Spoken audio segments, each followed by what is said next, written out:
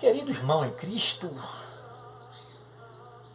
você que é um leitor assíduo da Bíblia, você que é um intérprete talentoso, um pregador talentoso, um instrumento nas mãos de Deus, obviamente você é sabedor de que existem alguns abismos que precisam ser transpostos, superados. Entre o observador, entre o leitor e a Bíblia, existem alguns abismos que dificultam a compreensão, entendeu? Que obscurece o entendimento, reduz a sua percepção de mundo espiritual. E eu trago para a sua reflexão neste momento este assunto, que é de grande relevância. E também é de grande relevância a sua participação. Portanto, entre aí nesse canalzinho, dê uma clicadinha no sino e faça um comentário sobre o que nós vamos falar. É rapidinho, só 10 minutinhos. Certo? Existe entre o leitor e a Bíblia um abismo histórico ou cronológico. É histórico ou cronológico. O cânon sagrado, para ser compilado, ele levou um período de aproximadamente 1600 anos. É muito tempo. Os autores da Bíblia, os seus escritores, eles existiram em períodos diferentes da história, épocas diferentes, culturas diferentes, e eles não existem mais. Eles usaram para a compilação do cânon, eles usaram materiais, entendeu? Que não existem mais. Eles usaram os papiros, os pergaminhos. Posteriormente vieram outros materiais. Agora veja o que o apóstolo Paulo diz aqui, quando ele escreve a Timóteo, seu filho na fé. Ele fala sobre um material de escrita da Bíblia. Ele fala sobre o pergaminho, né, que primeiro foi o papiro e depois o pergaminho. E esses materiais eles tinham uma certa fragilidade. Então, no processo de manuseio, esses materiais eles se estragavam, entendeu? E os judeus tinham o hábito de ler e enterrar. Então, esses materiais originais nós não temos mais.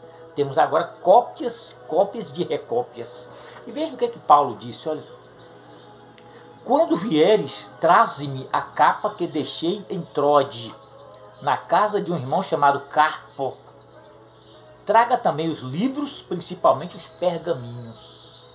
Trode foi aquela cidade onde Paulo teve aquela visão, que apareceu um anjo e disse: atravesse a Macedônia e ajude-nos. Então, na cidade de Trode, na casa de um irmão chamado Carpo, ele deixou uma capa, deixou os seus livros. Paulo era um leitor de vários livros. Paulo foi um autodidata, um intelectual, versado em várias línguas. Então, traga-me principalmente os pergaminhos. Então, originalmente, a Bíblia foi escrita em papiro e pergaminhos. Querido, eu diria que outro abismo que existe entre o leitor e a Bíblia, eu diria que é o abismo sociocultural. Cada sociedade tem a sua cultura, né? E cada cultura tem as suas especificidades. E quando se fala nessa questão sociocultural, isso abrange um conjunto de fatores, né? Olha, vestimentas, hábitos alimentares, crenças religiosas, dogmas, né? Cosmovisões diferentes, esportes diferentes, interpretações diferentes. Então, para minimizar este abismo sociocultural, para não minimizar, é importante que o pregador tome sempre o texto no sentido literal, no sentido usual. Porque existem elementos abismos, entendeu? De uma determinada cultura, que eles são neutros e já morreram. Por exemplo, as vestes daquela época de Paulo não são as de hoje, entendeu? Não são as de hoje. Os esportes não são os de hoje. Os hábitos alimentares não são os de hoje. As cosmovisões, o modo de agir, de pensar, de reagir, entendeu? Então muda tudo. Então tome sempre o texto no sentido literal, no sentido usual, para tentar minimizar esse abismo sociocultural. Eu diria que outro abismo é o literário, é o abismo da literatura, porque os escritores dos livros canônicos, ele, ao fazer a compilação do cano, eles usaram formas e estilos de escritas que nós desconhecemos.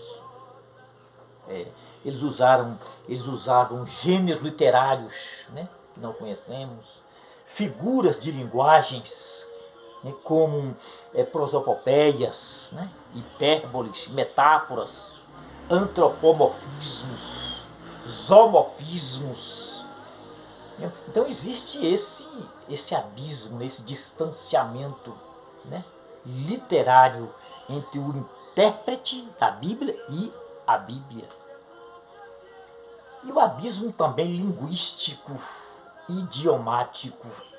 Originalmente a Bíblia foi escrita em línguas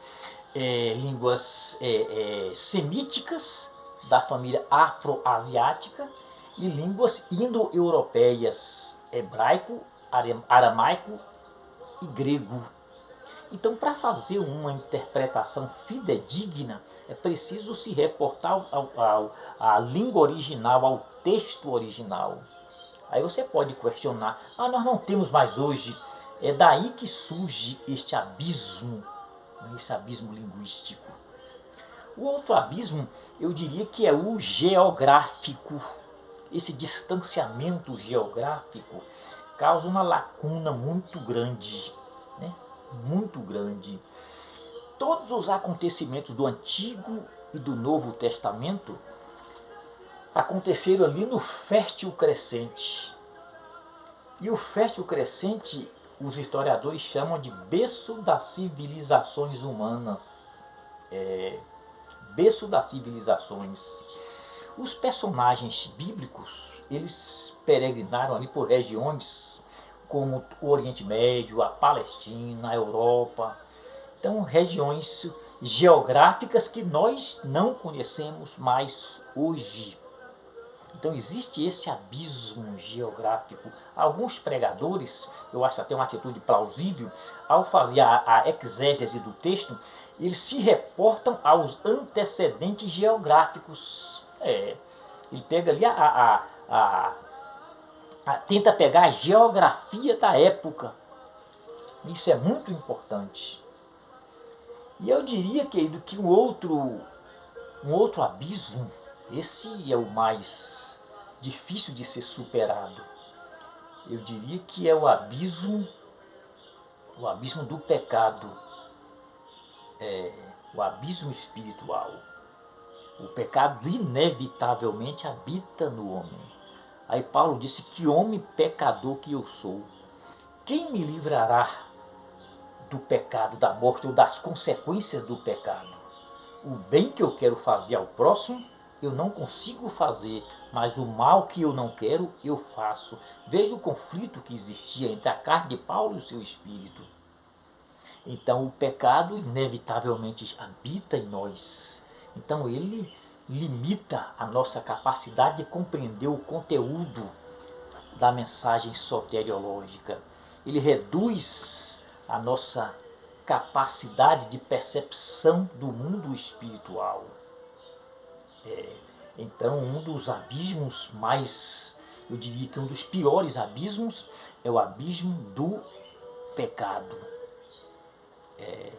Abismo do pecado. Que Deus possa fazer você compreender amplamente este assunto, que conscientize você da importância e da necessidade de transpor todos esses abismos. Aí você pode fazer o seguinte questionamento, hoje é mais fácil, porque existe um fenômeno de globalização, e a globalização aproxima distâncias, aproxima culturas, etnias e raças. Mesmo assim, é preciso transpor esses abismos. E isto é uma responsabilidade do leitor da Bíblia, do intérprete da Bíblia, do pregador do Evangelho. Que Deus, em sua graça, te ilumine grandemente.